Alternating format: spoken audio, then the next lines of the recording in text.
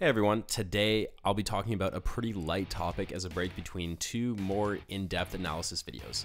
Today I'll be ranking every single story arc in Hunter x Hunter. Now I know that tier lists are really popular these days, but I thought it would be more suitable just to rank these in order since there are only 9 arcs in total. I love all of the story arcs in Hunter x Hunter, well, most of them. So my goal isn't to bash any of them, but instead to highlight the best parts of each arc and also explain why I enjoyed certain parts of the story more than others. Spoilers, by the way. So I'm putting the manga exclusive Dark Continent Expedition arc at number 9, and the biggest reason is just that it's so short.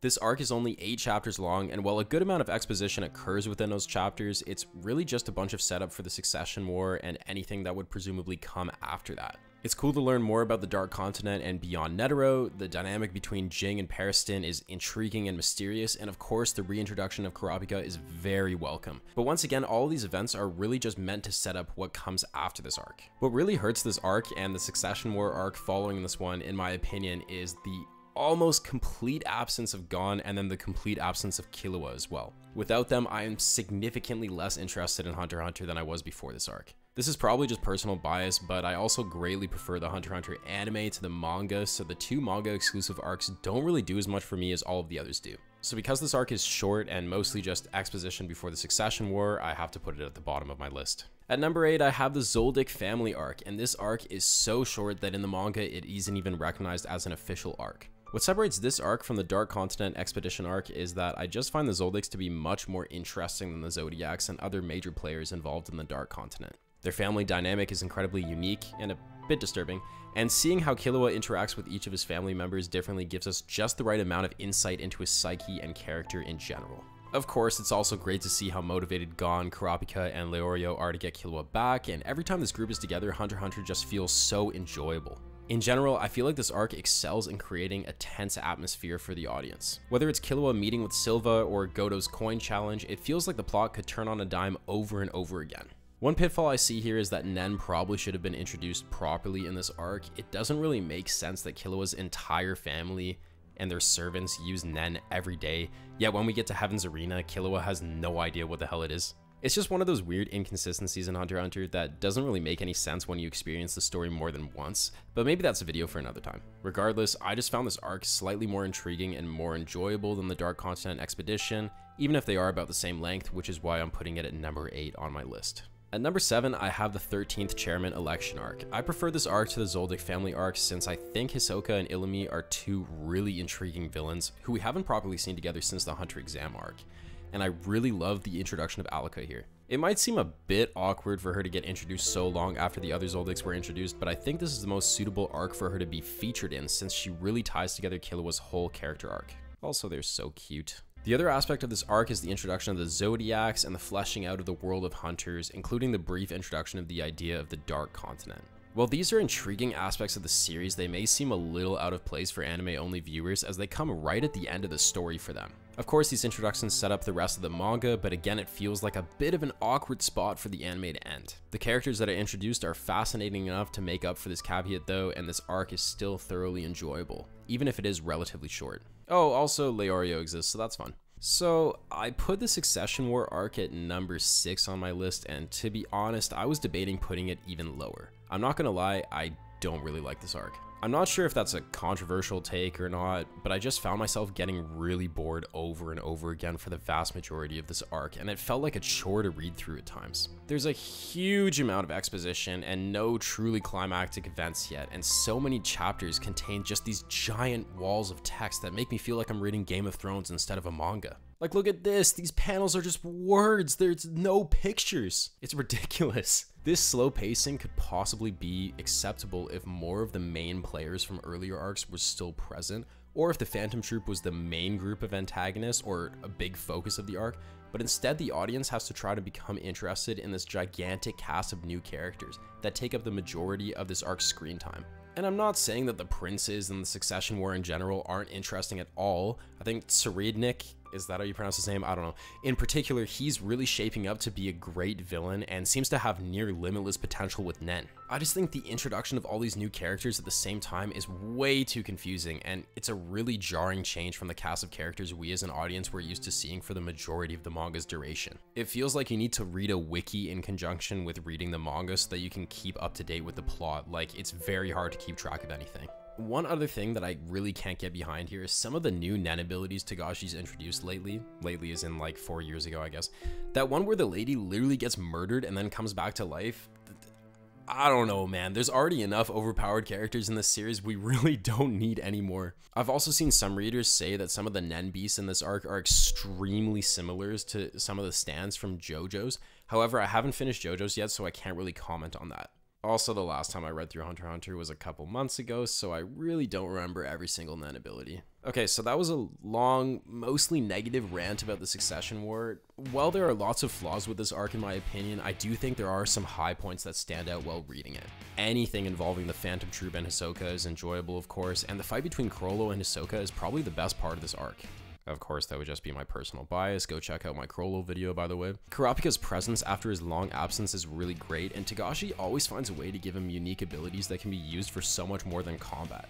The use of Emperor Time in particular has provided many tense moments so far.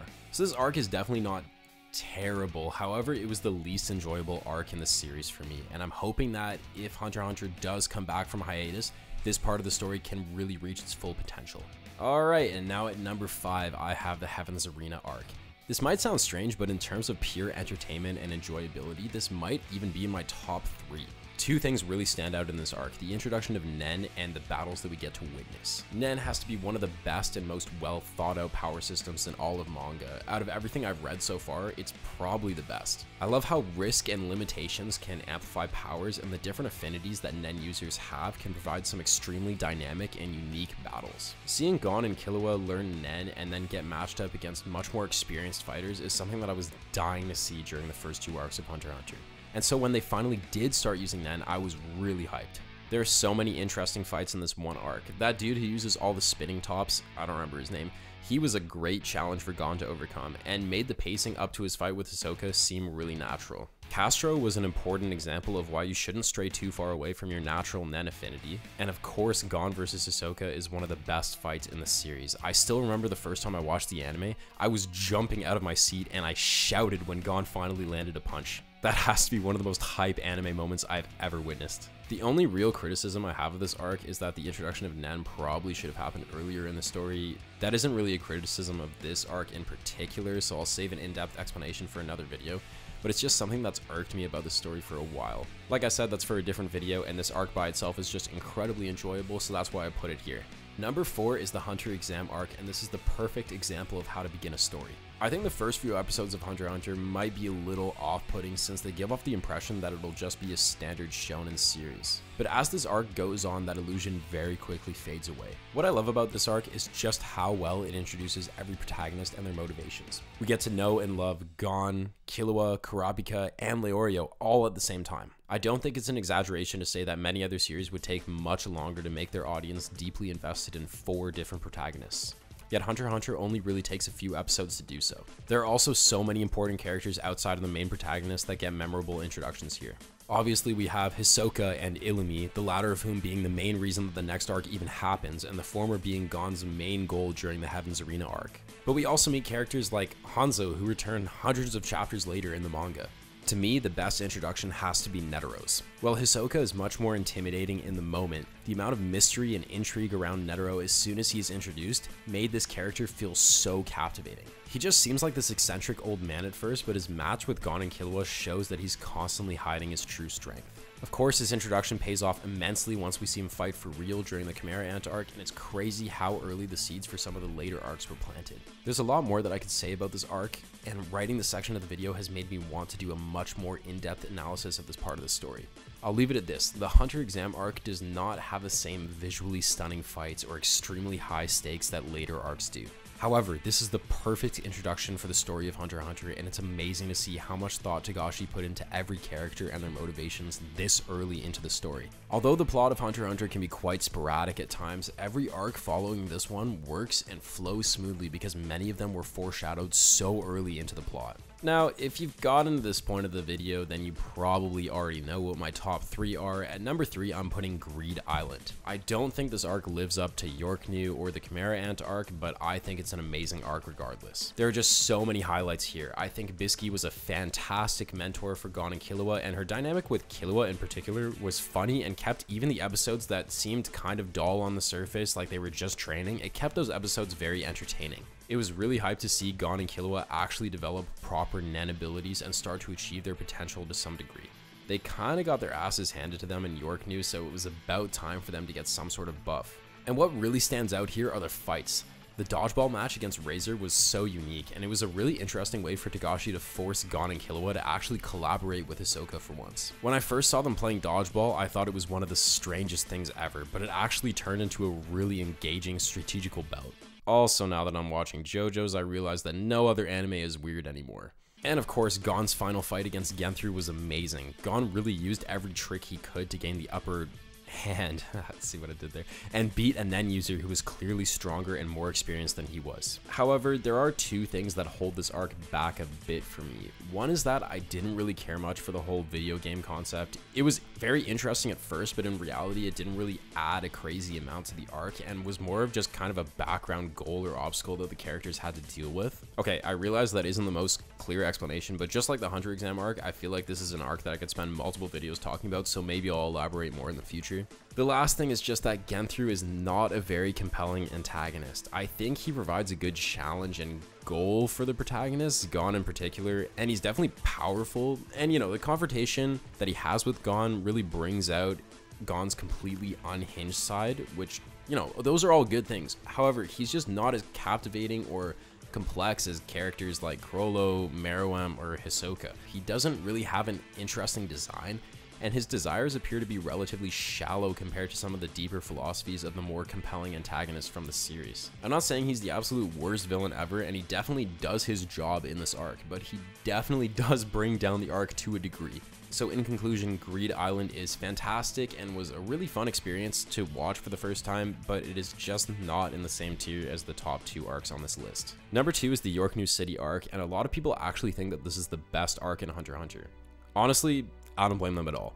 The focus on Kurapika is awesome to see since he's one of the most compelling characters in the whole story. Finally seeing the Phantom Troop for the first time and watching them display all of their Nen abilities was astonishing the first time that I watched, and the fights that we get to witness during this arc are equally emotional and visually stunning. This arc has everything. One chapter might focus on the fight to the death between Kurapika and Uvogin, while another chapter shows how Hisoka's plotting against the troop and Chrollo. And then another chapter could focus on Gon, Killua, and Leorio's get-rich-quick schemes as they try to get a copy of Greed Island. And while that description of the story may make it seem way too sporadic, all of these plot lines are woven together masterfully and feel like they just connect naturally. I really have nothing negative to say about this arc. I personally prefer the next arc on my list, but I have no problem with people preferring Yorknew because this arc is very close to perfect in my eyes. Again, this is just another arc that I can make plenty of videos about, so I'll be sure to talk about it in much more detail when those come out, but for now, I don't really have much more to say. This is just a fantastic arc. And of course, at number 1, we have one of the greatest arcs in all of anime and manga, the Chimera Ant arc. I absolutely love this arc, and it's definitely in my top 5 arcs in any series right now. I'm not going to spend a ton of time explaining all my reasons because that would take literally hours, but suffice to say that this arc does everything right in terms of characters and conflicts particularly. The development and dynamics between Gon and Killua as characters are second to none. Meruem is easily one of the most compelling antagonists in manga and anime, and is probably the most well-handled, overpowered villain I've ever seen. And every antagonist in this arc is just so appealing due to their designs, personalities, and unique Nen abilities. And I just love Nen as a power system, like I've said before, so I just think Nen in general reaches new heights as a power system during this arc. Killua and Morel specifically escape life and death situations multiple times, mainly due to how intelligent they are in their Nen use. Nav has one of the most busted abilities in the series despite him being kinda useless. Kite's fights are always exciting. Pedo shows us how even an insanely talented individual's hubris can end up making them spend all their time on an ability that doesn't really help them in battle. And of course, Netero shows us just how strong a human can become through the use of Nen. And of course, this arc would not be complete without an absolutely insane climax, and we get just that by the end of it. There is a lot of development and a bit of slow pacing in the first half of the arc, but when we get to the final palace conflict, it is so worth it. We see some of the most tense and engaging fights that this series has to offer, and to top it all off, we get to see our main protagonist completely lose his mind, while the antagonist we all thought was a horrific monster becomes more human than almost any of the characters we've encountered so far. Man, if you didn't cry at least like 10 times during this arc, I don't even know what to say. It was just so good. And you know, I do realize that a lot of people don't like the pacing of the Chimera Ant arc. They do say it's quite bad. So that I'll say, bro, the same people think that One Piece is the greatest manga ever. It took Luffy like a year in real time to beat Katakuri. The Chimera Ant arc is not that bad. I like One Piece, by the way, but I like Hunter x Hunter just a little bit more. So that was me ranking all of the Hunter x Hunter arcs. Please let me know if you agree or disagree in the comments. I'd really love to see other people's lists and your reasons as well. This is a great way to kind of start a good dialogue. And yeah, my next video will be on Berserk, so if you're interested in that, then, you know, subscribe and stay tuned for that. See ya.